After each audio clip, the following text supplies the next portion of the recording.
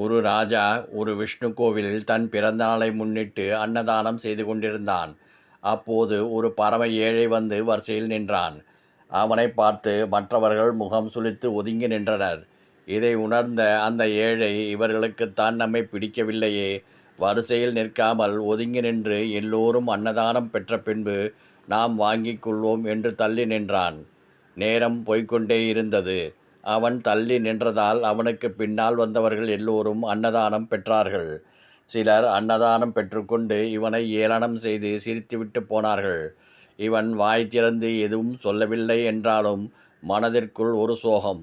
எல்லோருக்கும் தரப்படும் அன்னதானம் கூட நமக்கு கிடைக்கவில்லை.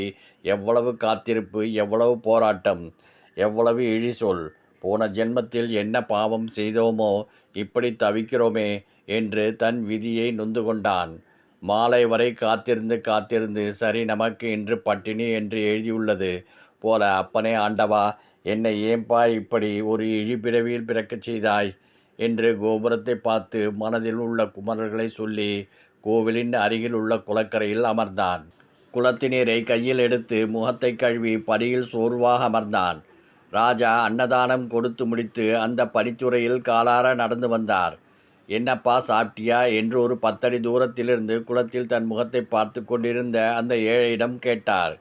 கேட்டது ராஜா என்று தெரியாமல், ஊரே சாப்பிட்டது, என் தலையில் இன்று பட்டினி என்று எழுதியுள்ளது போல ஐயா என்று விரக்தியாக முகத்தை திருப்பாமல் குளத்தி நீரை பார்த்தபடியே பதில் சொன்னான் அந்த ஏழை. அவன் சொன்ன பதில் ராஜாவின் மனதை உருக்கியது. என் பிறந்த நாளில் ஊர் மக்கள் யாரும் பசியுடன் உறங்கச் செல்லக்கூடாது என்றுதானே அன்னதானம் ஏற்பாடு செய்தோம்.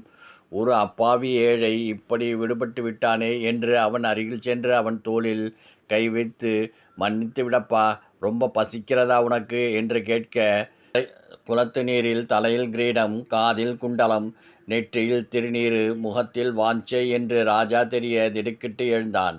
ராஜா, நீங்கள் என்று தெரியாமல் அமர்ந்து கொண்டே பதில் சொல்லிவிட்டேன், மன்னிக்க வேண்டுகிறேன் என்று பதறினான். இவனின் பதற்றத்தை, படபடப்பை பார்த்த ராஜா சாந்தமாக சிரித்தார். வா, இன்று என்னோடு ராணியோடு விருந்து உண்ணப் போகிறாய் என்று அவனை பேச விடாமல் அழைத்துச் சென்று அவரின் தேரில் ஏற்றிக்கொண்டு அரண்மனைக்கு விரைந்தார். போய் குளித்துவிட்டு வா என்று தனக்கென்று வாங்கி வைத்திருந்த புதிய ஆடைகளில் ஒன்றை அவனுக்கு கொடுத்தார். குளித்து புத்தாடை அணிந்து வந்தான். அறுசுவை விருந்து கொடுத்தார். சாப்பிட்டு முடித்ததும் அவன் கையில் ஒரு குடம் நிறைய பொற்காசுகளை கொடுத்தார். இன்றையிலிருந்து நீ ஏழை இல்லை. இந்த பணத்தை வைத்து நீ விரும்பும் தொழிலை நேர்மையாக செய்து கௌரவமாக வாழ் என்று வாழ்த்தினார். அதுவரை அமைதியாக இருந்த ஏழையின் கண்களில் தாரை தாரையாக தண்ணீர் கொட்டியது. ஏனப்பா அழுகிறாய் என்று ராஜா கேட்க, நான் இது நாள் வரை பிறவி ஏழை என்று மட்டும்தான் நினைத்திருந்தேன் ராஜா. இந்த தருணம்தான் நான் பிறவி முட்டாள் என்று புரிந்து கொண்டேன் என்று சொன்னான். ராஜா, ஏன் அப்படி சொல்கிறாய் என்று கேட்க, வாழ்க்கையில் இன்றுதான் முதன்முறையாக கோபுரத்தை பார்த்து என்னை ஏன் இப்படி வைத்திருக்கிறாய் என்று ஆண்டவனிடம் கேட்டேன். கேட்ட சில நிமிடங்களில் உங்களை அனுப்பி என் தலையெழுத்தையே மாற்றிவிட்டான்.